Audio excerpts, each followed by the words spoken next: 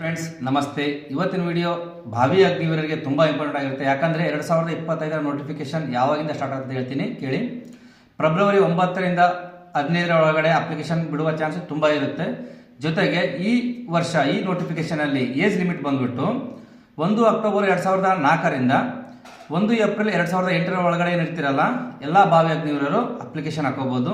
ನೀವು ಅಪ್ಲಿಕೇಶನ್ ಹಾಕೊಂಡ್ಬಿಟ್ಟು 50 ದಿನಗಳ ಆದ ನಂತರ ನಿಮಗೆ ಎಕ್ಸಾಮ್ನ ಕಂಡಕ್ಟ್ ಮಾಡ್ತಾರೆ. ಹಂಗಾಗಿ ನಿಮಗೆ ಟೈಮ್ ಕಡಿಮೆ ಇರೋದ್ರಿಂದ ಇವಾಗಿಂದ ನೀವು ಪ್ರಾಕ್ಟೀಸ್ನ ಶುರು ಮಾಡಿ. ಜೊತೆಗೆ ವರ್ಷ ಏನಾಗುತ್ತೋ ಜನವರಿ ನೋಟಿಫಿಕೇಶನ್ ಆಗೋದು, ಫೆಬ್ರವರಿಲಿ ನಿಮಗೆ ಅಪ್ಲಿಕೇಶನ್ ಕರೆಯೋರು.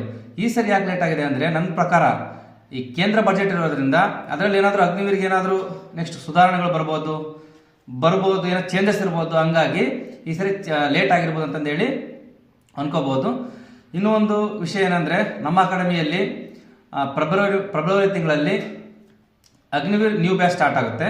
ನಮ್ಮ ಅಕಾಡೆಮಿಯಲ್ಲಿ ನ್ಯೂ ಬ್ಯಾಚ್ ಅಂದರೆ ಎಕ್ಸಾಮ್ದು ಇರುತ್ತೆ, ಫಿಸಿಕಲ್ ಜೊತೆಗೆ ನಿಮಗೆ ಡ್ರಿಲ್ ಕ್ಲಾಸಸ್ ಕೂಡ ಇರ್ತವೆ, ಜೊತೆಗೆ ಹಿಂದಿ ಕ್ಲಾಸಸ್ ಕೂಡ ಇರೋದ್ರಿಂದ ಈ ಸುವರ್ಣಾವಕಾಶವನ್ನು ಸದುಪಯೋಗಪಡಿಸಿಕೊಳ್ಳಿ.